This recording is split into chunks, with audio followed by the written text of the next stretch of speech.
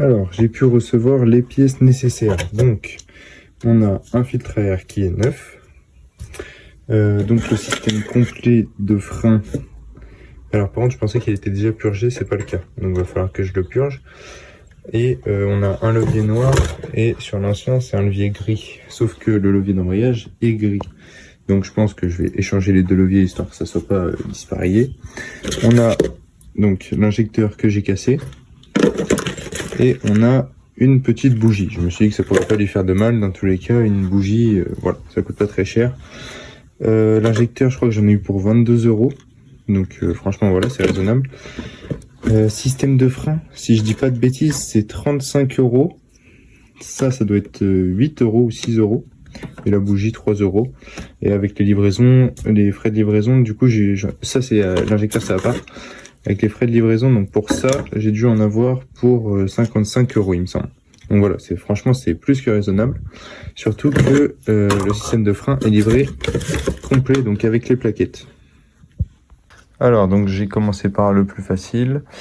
Juste ce qui m'a surpris, c'est l'arrivée d'air. Donc en fait, on a juste ici donc des tuyaux. Voilà, on peut mettre nos doigts. Et ils ressortent juste ici. Et bah, c'est vraiment peu quand même. Parce que là, du coup, après, hop, l'air arrive par ici. Donc on imagine que la boîte est fermée et repasse dans la mousse et dans le filtre papier derrière. Mais ça fait vraiment une petite entrée d'air, je trouve. Mais bon, après voilà, c'est une moto, c'est pas pour faire de la compète. Donc, je vais venir mettre mon filtre à air, hop, juste comme ça.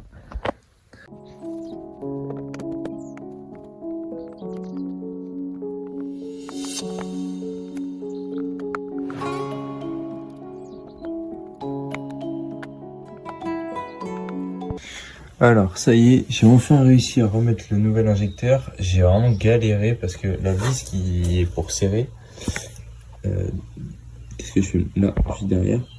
Vraiment, elle est sous le cadre et mon cliquet il passe pas vu qu'elle est en travers. Et du coup, j'ai dû tout serrer à la clé plate. C'était vraiment une galère. Mais bon, au moins c'est fait, ça m'apprendra à casser. Là, maintenant, il va me rester à démonter donc le système de frein. Pour installer le nouveau, je vais être obligé de... Parce que ici, en fait, j'ai pas compris, c'est scellé. Enfin, c'est fermé, quoi, ça peut pas s'ouvrir. Donc, je vais être obligé de démonter, pour... je sais pas comment ça s'appelle, une durite. Ça doit s'appeler une durite. Pour la passer et la brancher. Pour après faire la purge, et après, on sera bon pour attaquer le remontage. J'ai commencé à desserrer quand même, pas filmer pour rien. Il n'y a absolument aucun liquide dedans en fait.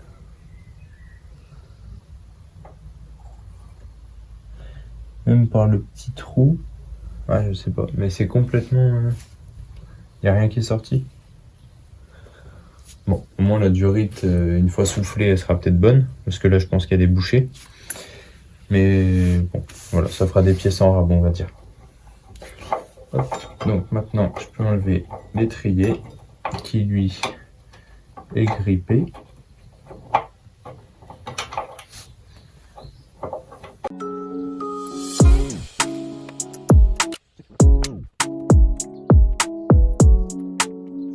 Alors donc les connectiques n'étant pas les mêmes, bon voilà, on peut pas tout avoir.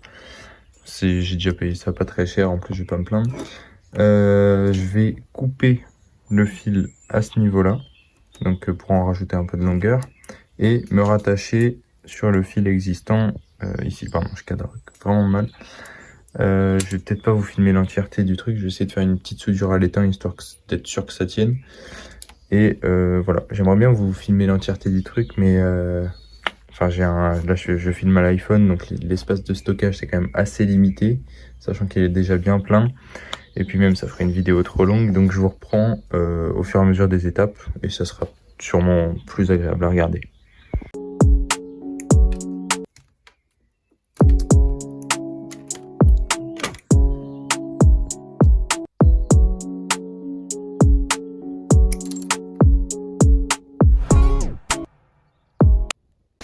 Alors donc j'ai pu connecter ma connectique de frein histoire que ça s'allume quand on freine. Donc j'ai pas pu vérifier parce qu'il n'y a pas encore la batterie. Maintenant il va falloir que je passe la durite donc par le bas parce que toujours le même problème ici. Et après, petite purge, faut que je mette bien la plaquette aussi parce qu'elle fait un peu la tête. Petite purge et puis normalement on devrait être bon. Tout est installé et je sais pas ce que vous en pensez, mais moi en noir, franchement comme ça, j'aime beaucoup. Ça passe vraiment, franchement ça passe vraiment bien, on le voit pas trop. Le noir est bien brillant. Juste j'ai beaucoup de longueur de durite je trouve et je sais pas trop comment je peux faire pour éviter que ça pendouille comme ça. Après bon voilà, c'est pas immonde non plus. Mais bon, c'est les détails qui font la différence à la revente, donc j'aimerais bien pouvoir changer ça. Alors, nous revoilà une fois le mètre cylindre purgé. Je vous explique pas la galère. Donc ça y est, on a du frein. J'y ai passé 4 heures hier, vraiment 4 heures sans rire, à essayer de purger. Et impossible, le mètre cylindre il voulait pas amorcer. Et enfin, il n'y avait pas de frein, quoi. Il y avait tout le temps de l'air qui rentrait, on sait pas comment.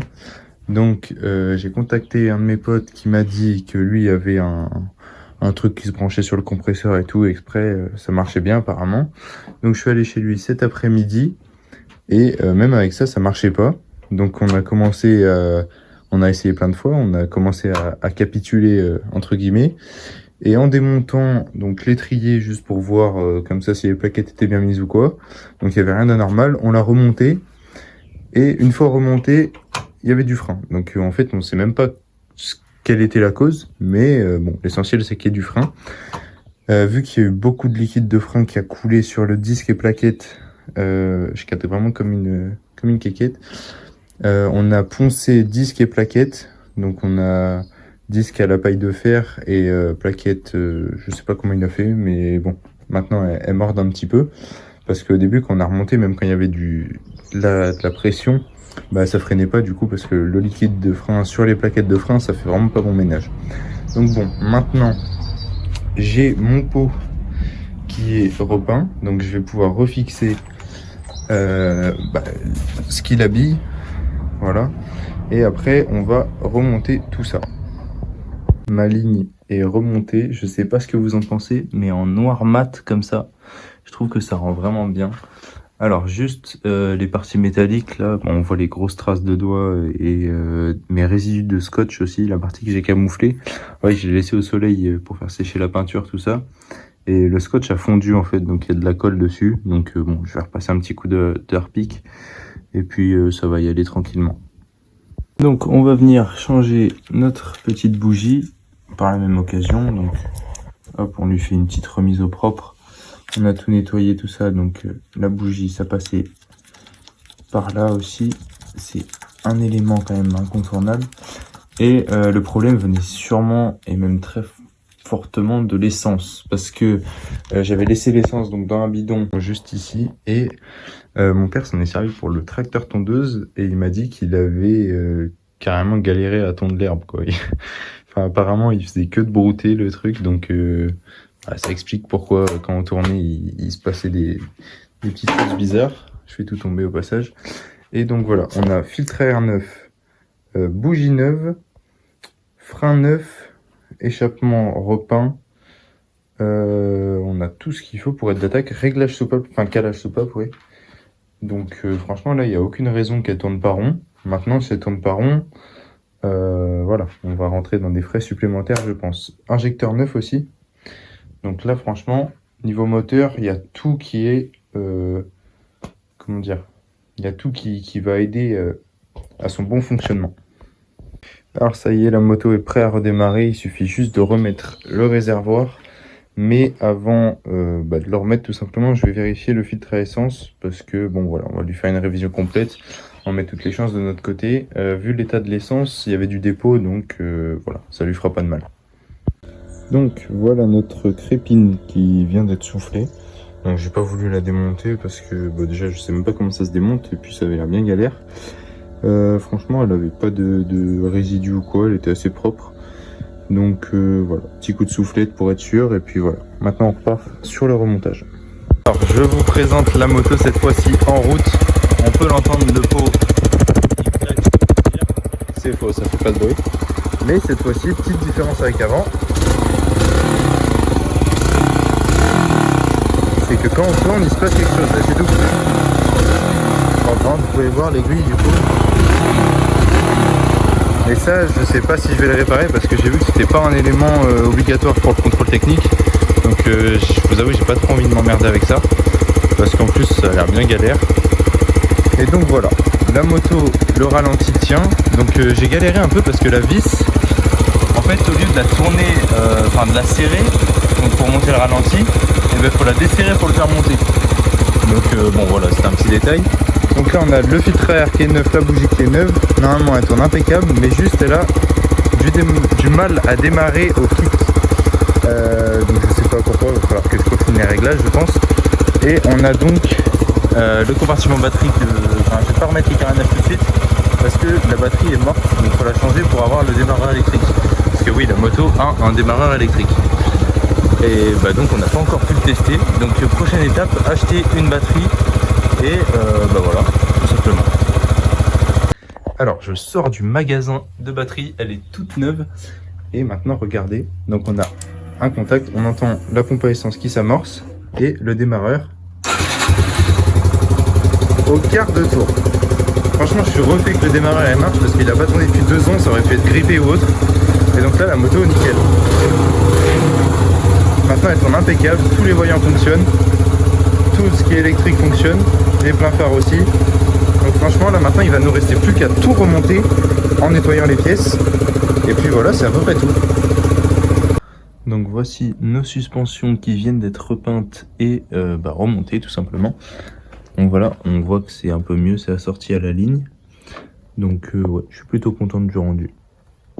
Donc ça y est, notre petite 125 est toute remontée, les carénages sont présents, on voit mieux les effets normats. Et avant d'aller rouler, on va lui faire une petite vidange, nettoyer le filtre à huile. Donc pour ça, dans le top case, il y avait de l'huile Noroto 4 temps. Vu que les moteurs sont pas très pointus sur ces machines, on va dire que ça fera l'affaire. Donc voilà, hop, on fait la vidange ensemble. Alors dans un premier temps, on va venir faire monter l'huile en température. Donc pour cela, on va démarrer la moto. On va vraiment plus du tout y avoir d'essence, donc elle a un peu de mal. Mais ça démarre toujours. Donc voilà, on va la laisser chauffer tranquillement. Après, on va venir enlever notre bouchon de vidange qui est juste ici. On va l'aider à chauffer un petit peu.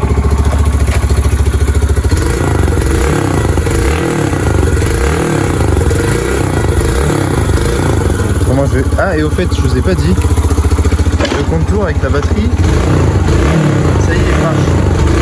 Donc ça, c'est une bonne chose, puisque pour le contrôle technique, ça fait toujours un plus. Et puis, c'est bien que ça fonctionne. Pour la vente, ça fait toujours ça de plus. Bon, je vais vous reprendre une fois qu'elle sera chaude, parce qu'on va en avoir pour un petit bout de temps.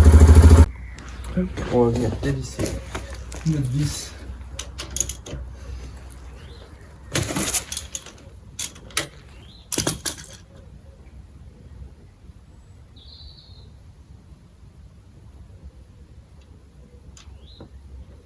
Oh bah l'huile est vraiment pas du tout sale. Donc la vidange n'a pas dû être faite il y a si longtemps que ça. Elle est vraiment propre, l'huile, elle est super claire. Bon tant pis, il reste de l'huile. Dans tous les cas, je vais pas la mettre sur un autre moteur que ça. Au moins, elle sera vraiment nickel.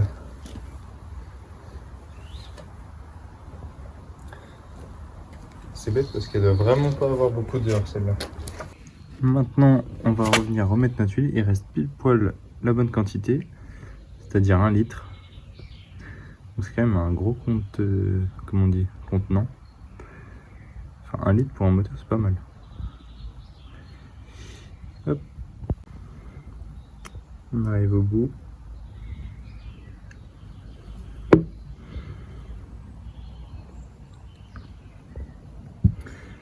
Tac.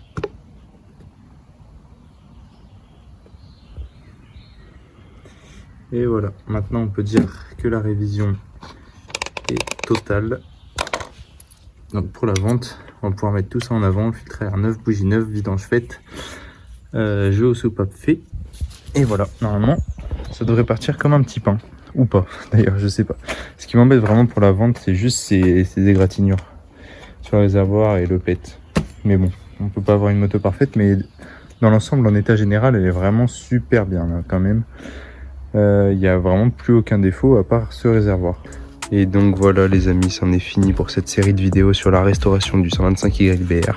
Ça y est, elle est toute prête, elle peut aller passer le contrôle technique et après elle sera prête pour la vente. Donc par contre je vais essayer de vous faire une petite vidéo test, mais je vous garantis rien parce que ma GoPro elle est en train de rendre l'âme et donc je sais pas du tout si je vais pouvoir en faire une, donc je m'avance pas trop. En tout cas, ce qui est sûr, c'est que j'en ai pas fini avec les vidéos sur les motos en tout genre. Donc je sais pas si celle-là, on va avoir encore l'occasion d'en faire d'autres. Je pensais peut-être à un récapitulatif sur justement l'achat-revente. Donc les frais qu'on a mis dedans, ce que ça nous a rapporté le temps qu'on y avait passé. Et puis voilà, je pense que ça pouvait être sympa. Je m'impose pas de rythme au niveau des vidéos. Je fais ça pour le plaisir, donc voilà. N'hésitez pas à mettre la cloche, comme ça, quand vous avez une petite notif, c'est que j'ai sorti une vidéo et vous serez content, moi aussi. Et puis voilà, je vais vous laisser sur des plans ultra stylés de cette magnifique moto. Et puis je vous dis à bientôt.